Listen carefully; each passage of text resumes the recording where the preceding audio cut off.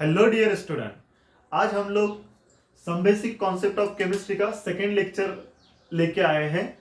अब देखो बेटा, इससे पहले हमने फर्स्ट लेक्चर में कुछ बेसिक चीजें जो है जिसके बारे में हमने डिस्कस किया है।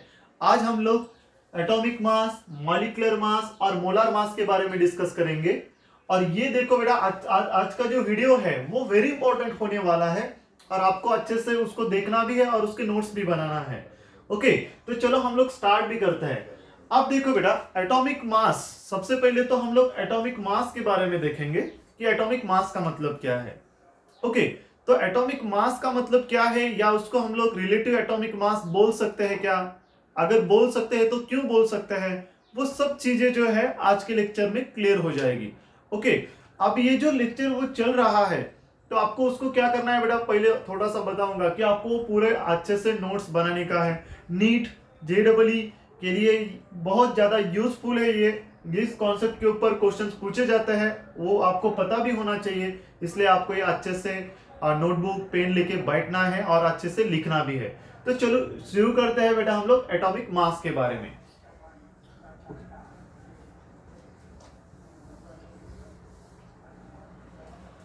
एटॉमिक मास, अब देखो बेटा, एटॉमिक मास का मतलब क्या है। जैसे कि अब देखो, किसी भी एटम का हम लोग एटॉमिक मास की अगर बात करते हैं, जैसे कि मान लो यहाँ पे फॉर एग्जांपल में Na है और इसका एटॉमिक नंबर है 11 और मास नंबर है 23।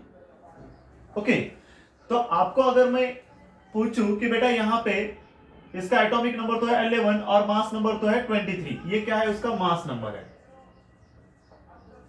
और ये क्या है बेटा, इसका एटॉमिक नंबर है। और ये क्या है, मास नंबर है। तो मैं अगर आपको पूछूं कि बेटा ये सोडियम का एटम जो है, इसके पास नंबर ऑफ प्रोटॉन्स, इलेक्ट्रॉन्स और न्यूट्रॉन्स कितने हैं, तो आप बोलोगे कि सर प्रोटॉन जो है वो है 11, क्योंकि एटॉमिक नंबर का मतलब क्या होता है, number of protons present inside the nucleus, that is called atomic number. उसके बाद एटॉमिक मास का मतलब क्या होता है बेटा, एटॉमिक मास कैसे निकलता है, number of proton plus neutron, P plus N, P का मतलब प्रोटॉन और N का मतलब न्यूट्रॉन। प्रोटॉन प्लस न्यूट्रॉन क्या आ जाएगा, एटॉमिक मास आ जाएगा। ओके, अब देखो कि यहाँ पे प्रोटॉन्स तो है 11, अब इलेक्ट्रॉन्स क्या हो जाएगा बेटा, अगर एटम्स न्यूट्रल है तो जितने प्रोटॉन्स होते हैं उतने ही क्या होते हैं, उसके पास इलेक्ट्रॉन्स होते हैं। अब इसके पास प्रोटॉन्स 11 है तो इलेक्ट्रॉन भी क्या हो जाएगा, 11। अब नंबर ऑफ न्यूट्रॉन कैसे निकालते हैं बेटा, mass number minus atomic number. देखो हम लोग नंबर ऑफ न्यूट्रॉन कैसे निकालते हैं, mass number minus atomic number. तो 23 माइनस 11 क्या आ जाएगा, 12 आ जाएगा। क्या आ जाएगा बेटा, 12। इसका मतलब ये जो सोडियम है, और सोडियम के न्यूक्लियस में कितने बेटा, 11 प्रोटॉन्स है और 12 न्यूट्रॉन्स प्रेजेंट होते हैं, और उसके पास इलेक्ट्रॉन्स कितने हैं, 11 है। तो ये आपको पता होना चाहिए।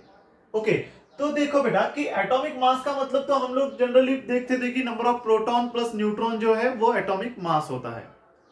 बट हम लोग इसका एक नया टर्म्स हम लोग देखेंगे कि एटॉमिक मास या रिलेटिव एटॉमिक मास क्या है।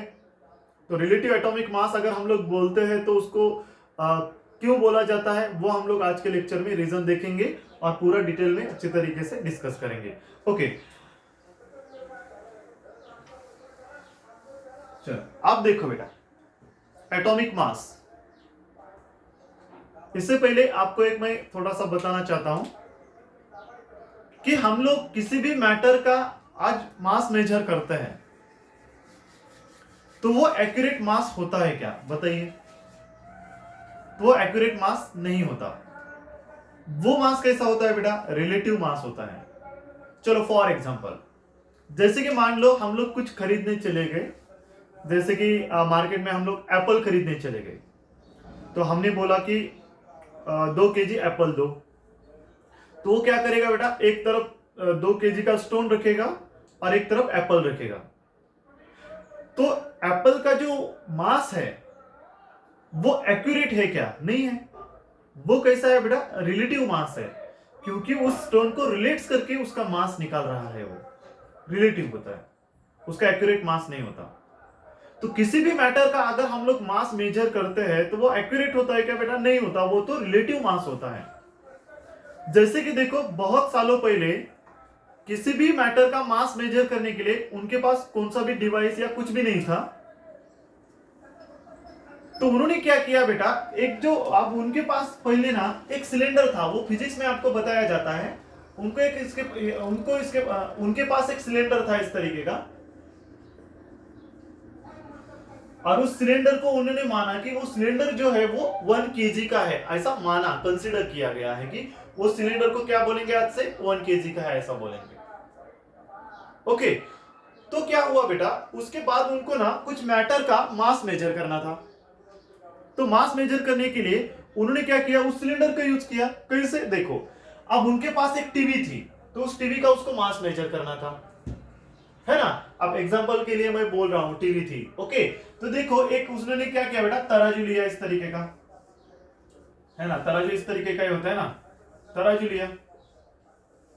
अब इस तराजू में क्या रखा बेटा, टीवी रखा एक तरफ तो, और इसका मास मेजर करने के लिए उसको ना बेटा इसके ऐसे 20 सिलेंडर रखने पड़े। कितने सिलेंडर रखने पड़े? 20 सिलेंडर रखने पड़े।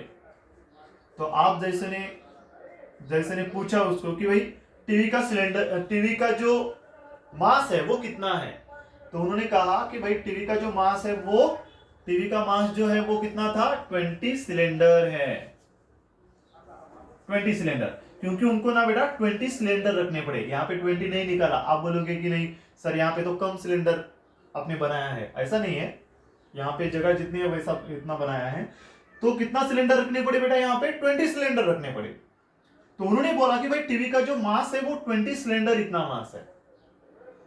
अब उसके बाद क्या किया बेटा, एक लड़के का मास उन्होंने मेजर किया। अब लड़के का मास मेजर करने के लिए उनको क्या करना पड़ा बेटा, देखो कि वो उस लड़के को ऊपर बिठाया उन्होंने, ये लड़का है देखो। ओके, और यहाँ पे क्या करना पड़ा उसको, इसका मास मेजर करने के लिए यहाँ पे 50 सिलेंडर रखने पड़े। छोटा लड़का था तो 50 सिलेंडर रखने पड़े। तो उन्होंने पूछा कि भाई इसका मास कितना है, इसका जो मास है उस लड़के का, उस बॉय का जो मास है वो कितना है बेटा, 50 सिलेंडर इतना है ना, 50 सिलेंडर इतना है, ऐसा उन्होंने बोला। उसके बाद उसको उतार के उन्होंने क्या कर दिया, यहां पे एलिफेंट को चढ़ा दिया ऊपर। एलिफेंट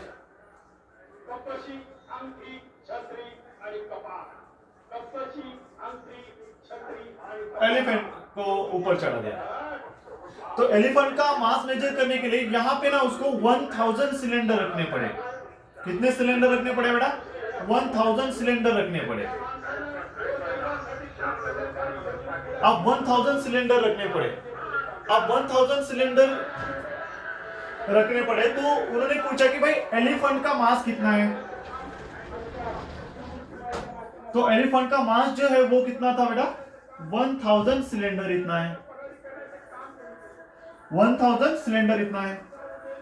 अब देखो बेटा यहां पे ना हमको बार बार क्या लिखना पड़ रहा था, सिलेंडर सिलेंडर सिलेंडर लिखना पड़ रहा था। तो उन्होंने सोचा कि भाई ये जो सिलेंडर सिलेंडर लिखना पड़ रहा है, कहीं हम लोग इसको एक यूनिट में कन्वर्ट ना करें। तो उन्होंने क्या किया बेटा, इसको एक यूनिट में कन्वर्ट कर दिया, और वो यूनिट है केजी। क्या था यूनिट, केजी में कन्वर्ट कर दिया।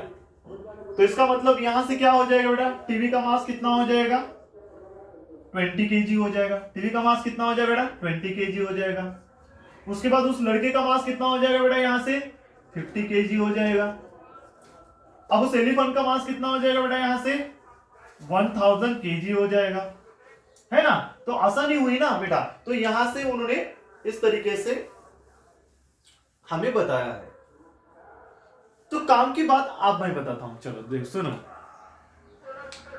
आप देखो बेटा यहां पे जो ये टीवी का जो मास है उस सिलेंडर के कितने टाइम्स हेवियर है, 20 टाइम्स हेवियर है ना। उस सिलेंडर के कितने टाइम्स हेवियर है बेटा, 20 टाइम्स हेवियर है। सिलेंडर जो है वो 1 kg का था, तो इसका तो मास कितना है, 20 था। तो इसका जो मास है वो कितने टाइम्स हेवियर है, 20 टाइम्स हेवियर है। ओके, अब देखो ये बॉयज का मास जो है वो सिलेंडर के 15 टाइम्स हेवियर है, 15 टाइम्स हेवियर है, 50 टाइम्स हेवियर है। उस एलिफेंट का जो मास है वो 1000 टाइम्स हेवियर है, किससे? उस 1 केजी से। तो इस तरीके से उन्होंने क्या किया, उस सिलेंडर को रिलेट्स करके इनका मास निकाला है। बात समझ में आई बेटा? उसको रिलेट्स करके क्या किया है, उसका मास निकाला है इस तरीके से। तो उसी तरीके से एटॉमिक मास जो है वो भी क्या है बेटा, एक रिलेटिव एटॉमिक मास ही होता है। क्योंकि अब देखो, क्योंकि यहां पे जैसे कि एक केजी है, केजी को कैसा लिया है बेटा, एक स्टैंडर्ड यूनिट्स के तौर पे लिया है। अब स्टैंडर्ड यूनिट्स के तौर पे लेके केजी को अदर मैटर के साथ कंपेयर करके हम लोग उसका मास निकाल रहे हैं, है ना बेटा? अदर मैटर के साथ कंपेयर करके उसका मास निकाल रहे हैं। तो यहां पे भी क्या हो जाएगा, जैसे कि देखो ना, अदर मैटर के साथ करके हम लोग उसका मास निकाला है। यहां पे भी एटॉमिक मास में भी क्या करना पड़ेगा, हमें एक स्टैंडर्ड यूनिट उन्होंने लिया, एक एटम लिया, और उस एटम को अदर एटम्स के साथ कंपेयर करके अदर एटम्स का मास उन्होंने मेजर किया। अब वो किस तरीके से किया है हम लोग देखेंगे। ओके, तो चलो देखेंगे।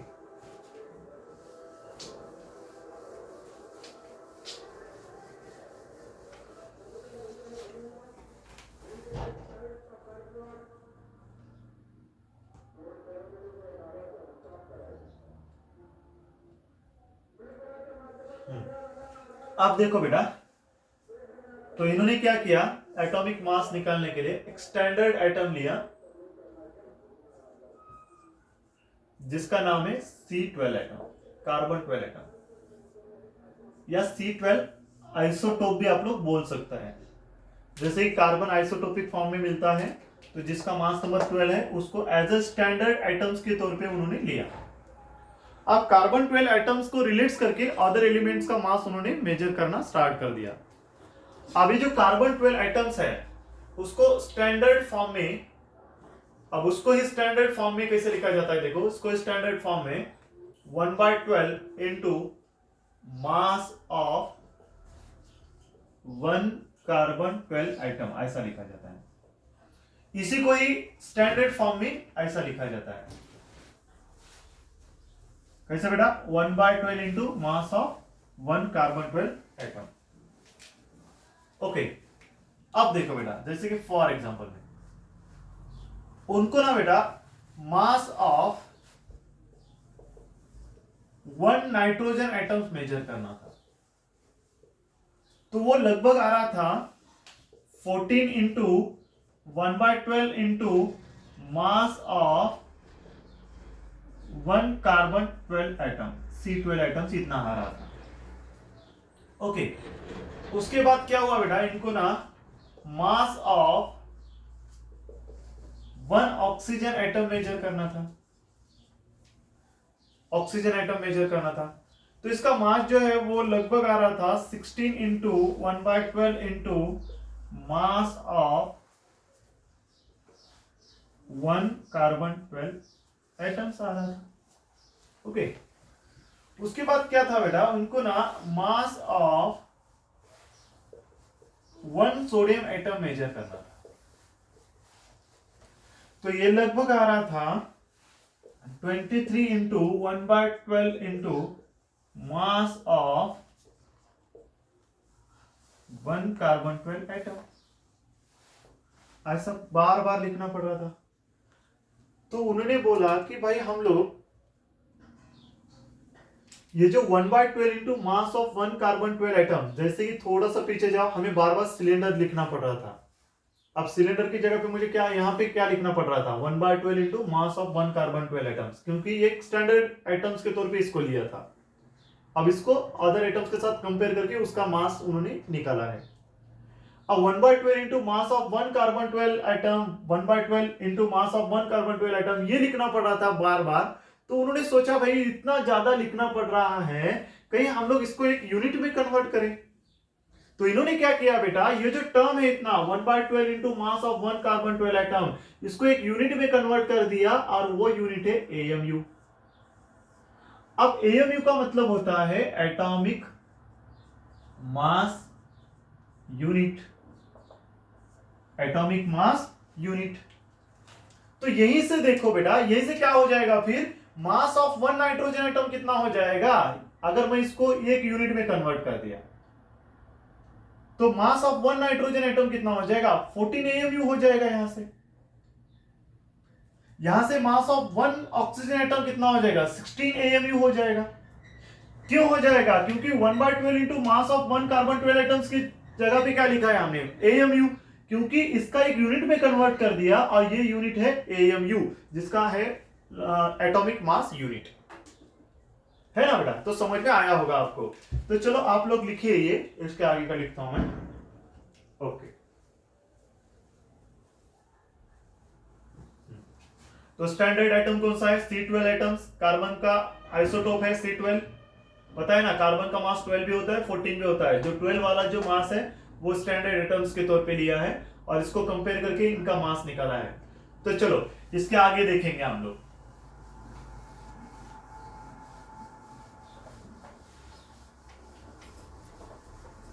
तो यहां से मैं बोल सकता हूं, देखो यहां से मैं क्या बोल सकता हूं कि 1 AMU जो है वो किसके बराबर होता है, 1/12 into mass of one carbon 12 atoms के बराबर होता है।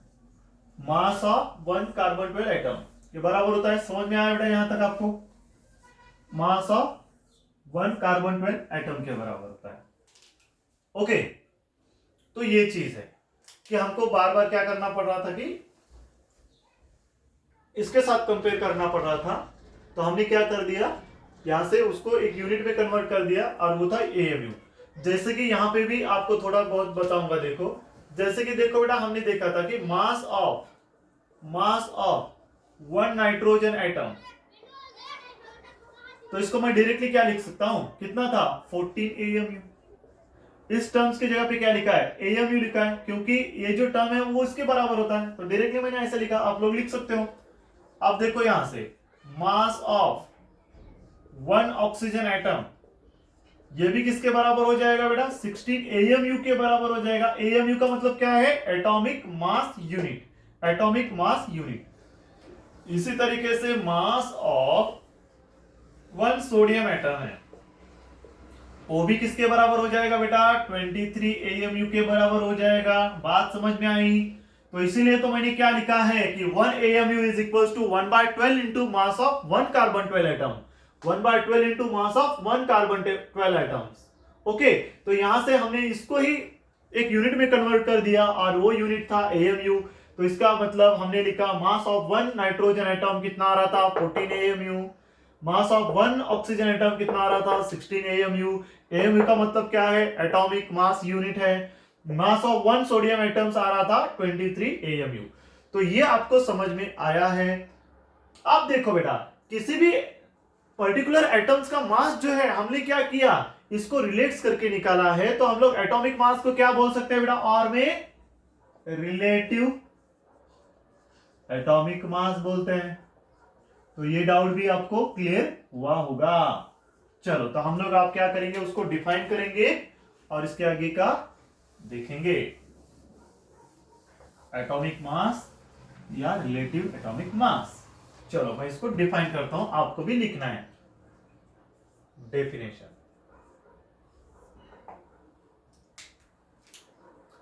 एटॉमिक मास क्या है बेटा, एटॉमिक मास क्या होता है, एटॉमिक मास एक नंबर होता है। Atomic mass is a number, है ना। Atomic mass is a number which tells that how many times an atom of an atoms of an element is heavier than 1/12 into mass of one carbon 12 atom. ये इसकी definition है। Okay, अब देखो बेटा, जैसे कि for example mass of one nitrogen atom, ये कितना था बेटा, 1/, वो कितना आ रहा था बेटा, 14 into 1/12 into mass of 1 carbon 12 isotope बोल दो या एटम बोल दो, ऐसा लिखा है हमने। तो इसका मतलब क्या होता है, अब आपको समझाता हूं, देखो। तो एटॉमिक मास एक नंबर है, atomic mass is a number which tells that, हमें क्या बताता है बेटा, how many times an atoms of an element is heavier than 1/12 into mass of 1 carbon 12 atom. तो किसी भी एटम्स का जो मास है वो 1/12 into mass of 1 carbon 12 atoms के कितने टाइम्स हेवियर है, वो हमें बताता है ये। जैसे कि आपको इससे पहले मैंने बताया था कि टीवी का मास जो है उस सिलेंडर के कितने टाइम्स हेवियर था, बताइए, 20 टाइम्स हेवियर था। उसी तरीके से नाइट्रोजन का जो मास होगा वो कितने टाइम्स हेवियर होगा, 14 टाइम्स हेवियर होगा, किससे, 1/12 into mass of 1 carbon 12 atom से। आपको समझ में आया है। उसी तरीके से अगर मैं सेकेंड एग्जांपल यहां पे लेता हूं कि मास ऑफ 1 ऑक्सीजन एटम, तो ये कितना हो जाएगा, बोलिए बेटा, 16 into 1/12 into mass of 1 carbon 12 atom. इसका मतलब क्या है बताइए, इसका मतलब क्या है ये बताइए। तो इसका मतलब यह है कि ऑक्सीजन का जो मास है वो 16 टाइम्स हेवियर है, किससे, 1/12 into mass of 1 carbon 12 atom से। कितने टाइम्स हेवियर है बेटा, 16 टाइम्स हेवियर है। तो इस तरीके से ये इसकी डेफिनेशन और कुछ एग्जांपल्स। तो एटॉमिक मास का मतलब आपको अच्छे से समझ में आया होगा, इसका जो कॉन्सेप्ट है वो अच्छे से आपको समझ में आया होगा। अगर मैं मास ऑफ 1 सोडियम एटम्स अगर लिखता हूं यहां पे, तो क्या आता है, 23 into 1/12 into mass of 1 carbon 12 atom. तो सोडियम का जो मास है वो 23 टाइम्स हेवियर है, किससे, 1/12 into mass of 1 carbon 12 atom से। तो वही तो मैंने डेफिनेशन लिखी है, atomic mass is a number which tells that how many times an atoms of an element is heavier than 1/12 into mass of 1 carbon 12 atom। चलो बेटा लिखिए फर्स्ट।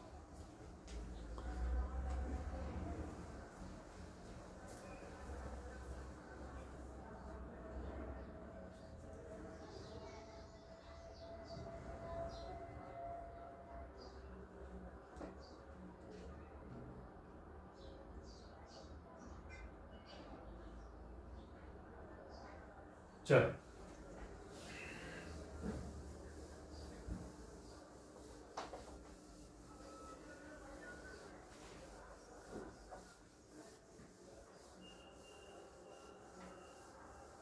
आप देखो बेटा कि एटॉमिक मास निकालने के लिए या रिलेटिव एटॉमिक मास निकालने के लिए हमें क्या करना पड़ा था यहां पे, कि बार बार 1/12 into mass of 1 carbon 12 atoms के साथ कंपेयर करना पड़ रहा था। ऐसा क्यों, क्योंकि कार्बन 12 एटम जो है वो एक छोटा एटम है जिसका मास मेजर करने के लिए उस वक्त उनके पास कौन सा भी डिवाइस अवेलेबल नहीं था, कौन सा भी डिवाइस अवेलेबल नहीं था जिसका यूज करके हम लोग कार्बन 12 एटम्स का मास मेजर कर सके।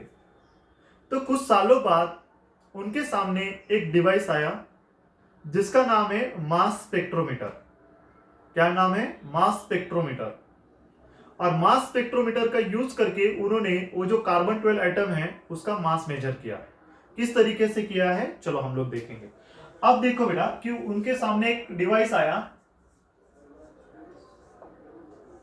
जिसका नाम है मास स्पेक्ट्रोमीटर।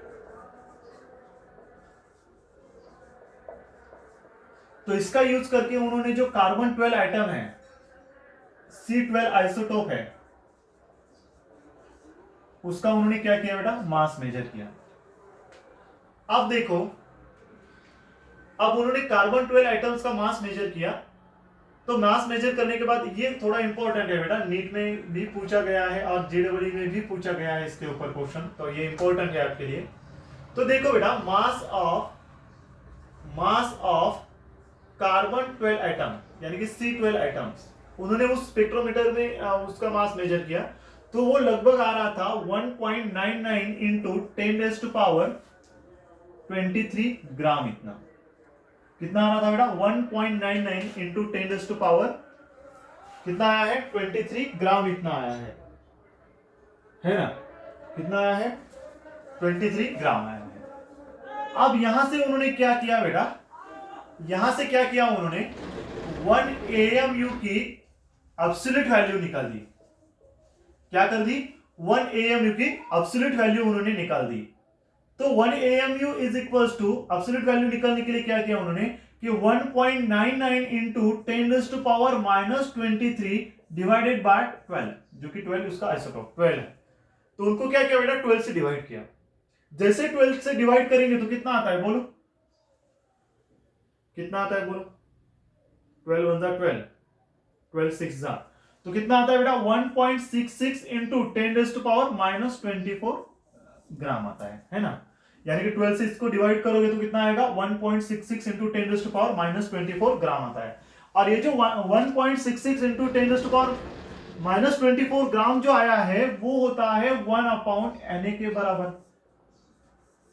कितना होता है 1/Na ग्राम के बराबर होता है। तो ये जो Na है यहाँ पे, ये जो Na है, ये जो नया टर्म आया है Na, तो Na का मतलब होता है एवोगैड्रोस नंबर। क्या होता है AVOGADROS, एवोगैड्रोस नंबर। तो इसकी एक फिक्स्ड वैल्यू होती है जो कि वेरी इंपॉर्टेंट है हमारे लिए। नीट जेईई में कौन सी भी कॉम्पिटिटिव एग्जाम अगर आप लोग दे रहे हो तो ये वेरी यूजफुल है। तो एवोगैड्रोस नंबर की जो कांस्टेंट वैल्यू होती है वो होती है 6.022 इंटू 10⁻23, या कई बुक में और में दिया जाता है कि 6.023 इंटू 10⁻23। तो ये क्या है बेटा, Na की वैल्यू है। तो ये कैसे निकाला मैं आपको फिर से एक बार बताता हूं, देखो कैसे निकाला है। देखो तो उनके पास कौन सा भी डिवाइस नहीं था, तो उसके बाद एक डिवाइस सामने आया जिसका नाम है मास स्पेक्ट्रोमीटर। तो मास स्पेक्ट्रोमीटर का यूज करके उन्होंने मास of 1 carbon 12 atom, mass of C12 atoms use किया, सॉरी उसका मास निकाला।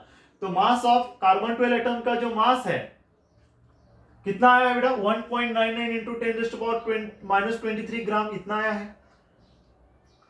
अब उसके बाद उन्होंने क्या किया 1 AMU की एब्सोल्यूट वैल्यू निकाल दी। कैसे किया 1.99 इंटू 10⁻⁻23 डिवाइडेड बाय 12।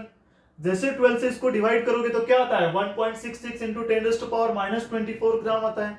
अब देखो बेटा कि 1.66 इंटू 10⁻⁻24 ग्राम वो किसके बराबर होता है 1/Na के बराबर होता है। तो हम लोग यहाँ पे डायरेक्टली ये लिख सकते हैं कि 1 AMU is equals to 1.66 into 10⁻⁻24 gram is equals to 1/Na gram, ये लिख सकता हूं।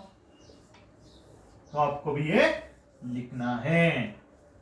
ओके, तो 1 AMU किसके बराबर 1.66 इंटू 10⁻24 ग्राम्स के बराबर, और वही किसके बराबर होता है 1/Na ग्राम्स के बराबर होता है। तो ये आपको पता होना चाहिए। चलो लिख लो बेटा फास्ट।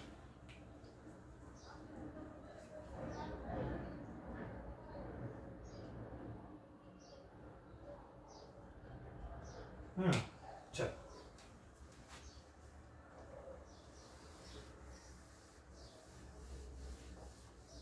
अब मोल कॉन्सेप्ट इस टॉपिक में सबसे इंपॉर्टेंट है।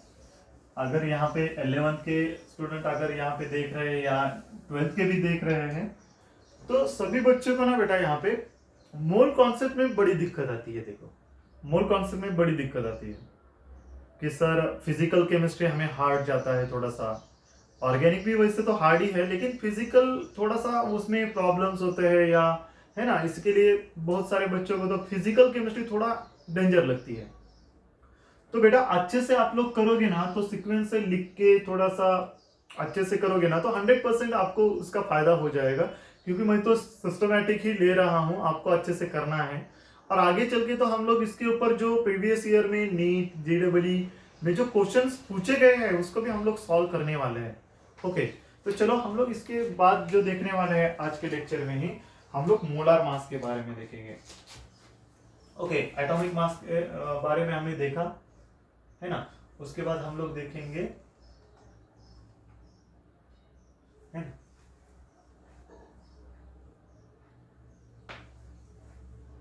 मोलार मास के बारे में देखेंगे। चलो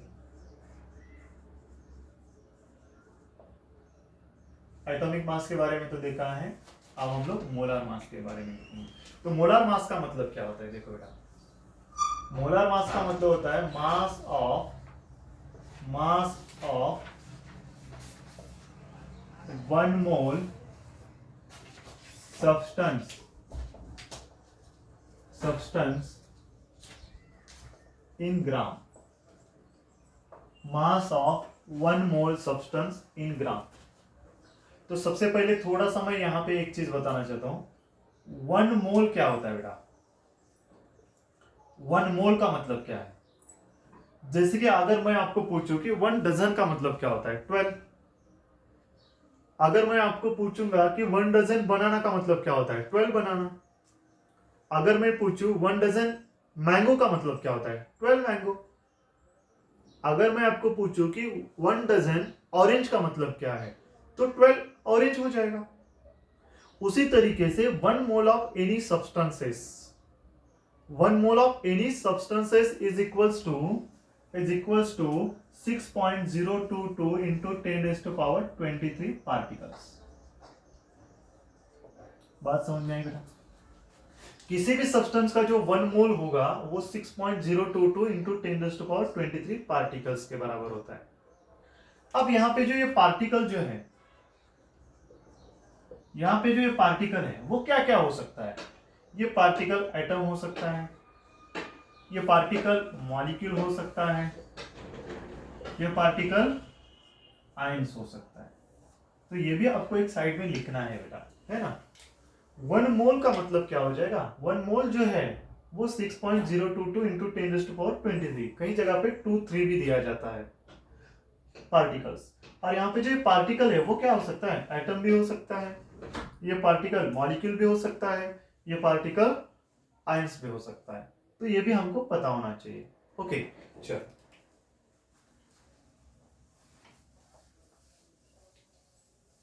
अब इसकी डेफिनेशन क्या लिखा है बेटा? Mass of 1 mole substance in gram. जैसे कि मैं एक एग्जांपल ले रहा हूं, mass of oxygen atom, mass of oxygen atom वो किसके बराबर हो जाएगा? किसके बराबर हो जाएगा बेटा? Mass of 1 mole oxygen atom के बराबर हो जाएगा। 1 मोल ऑक्सीजन एटम के बराबर हो जाएगा, है ना। मास ऑफ किसके बराबर हो जाएगा बेटा? 1 मोल ऑक्सीजन एटम के बराबर हो जाएगा। तो यहां पे 1 मोल अगर मैं बोल रहा हूं तो वो कितना हो जाएगा बेटा? 1 मोल ऑक्सीजन एटम किसके बराबर होता है? Na ऑक्सीजन एटम के बराबर होता है। क्योंकि किसी भी सब्सटेंस का या किसी भी एटम का जो 1 मोल होता है वो किसके बराबर होता है बेटा? एवोगैड्रोस नंबर के बराबर। अभी तो बताया था ना, किसी भी सब्सटेंस का जो 1 मोल होता है वो किसके बराबर होता है? एवोगैड्रोस नंबर के बराबर। और एवोगैड्रोस नंबर को ही Na से डिनोट किया जाता है। तो मैंने कहा कि भाई मास ऑफ 1 ऑक्सीजन एटम जो है वो किसके बराबर होगा? मास ऑफ 1 मोल ऑक्सीजन एटम के बराबर होगा इसके अकॉर्डिंग। अब 1 मोल ऑक्सीजन एटम किसके बराबर होता है? Na ऑक्सीजन एटम्स के बराबर होता है। तो यहां से क्या होगा? यहां से होगा मास of oxygen atom multiplied by Na होगा। ओके, तो मास ऑफ ऑक्सीजन एटम कितना होता है बेटा? बोलिए। तो मास ऑफ ऑक्सीजन एटम होता है 16 AMU। आपको पता है कितना होता है? 16 AMU होता है। और 16 AMU मल्टीप्लाइड बाय क्या होगा? Na। क्या हो जाएगा? Na हो जाएगा ना, Na हो जाएगा। यहां पे बात समझ में आ रही है? मास ऑफ ऑक्सीजन एटम किसके बराबर हो जाएगा? 16 AMU के बराबर। अभी तो लिखा है ना मास ऑफ ऑक्सीजन एटम, तो 1/12 into mass of 1 carbon 12 atoms को यूनिट में कन्वर्ट कर दिया तो AMU आया, तो ये वहां से आया। इनटू ये क्या हुआ बेटा? Na का मतलब एवोगैड्रोस नंबर। अब यहां से क्या बोल सकता हूं? तो 16 जो है मल्टीप्लाइड बाय, अब AMU की वैल्यू हम लोग लिखेंगे। तो 1 AMU को कैसा लिख सकता हूं? 1 AMU जो है वो किसके बराबर होता है? 1/Na ग्राम के बराबर होता है। वो तो हमने अभी लिखा है थोड़ी देर पहले। अब निकालो को देखो बेटा, 1 AMU किसके बराबर होता है? 1.66 into 10⁻24 gram is equal to 1/Na gram के बराबर होता है। तो मैं यहां पे क्या लिख सकता हूं? 1/Na ग्राम लिख सकता हूं। और मल्टीप्लाइड बाय क्या हो जाएगा बेटा? Na हो जाएगा। अब यहां से क्या हो जाएगा, Na गेट कैंसिल हो जाएगा, तो क्या आएगा उसका मास 16 ग्राम आएगा। तो 16 ग्राम क्या आया है, molar mass of oxygen atom आया है। क्या आया है, molar mass of oxygen atoms आएगा, तो हम लोग क्या बोलेंगे 16 ग्राम। तो ग्राम एटॉमिक मास भी इसको हम लोग बोल सकते हैं। जैसे कि देखो एक एग्जांपल ले रहा हूं यहां पे, जैसे कि ऑक्सीजन है और यहां पे लिखा मैं 16 AMU और यहां पे लिखा मैं 16 ग्राम। तो इसमें डिफरेंस क्या है बताइए, चलो आप बताइए बेटा, चलो इसमें डिफरेंस क्या है। तो इसमें डिफरेंस क्या होगा, अगर AMU आ रहा है तो ये क्या हो जाएगा, मास ऑफ ऑक्सीजन एटम हो जाएगा, लेकिन ग्राम आ रहा है तो ये क्या हो जाएगा, molar mass of oxygen atom होगा, molar mass of oxygen atom होगा। ये चीज है, तो आपको इन दोनों में का डिफरेंस पता होना चाहिए।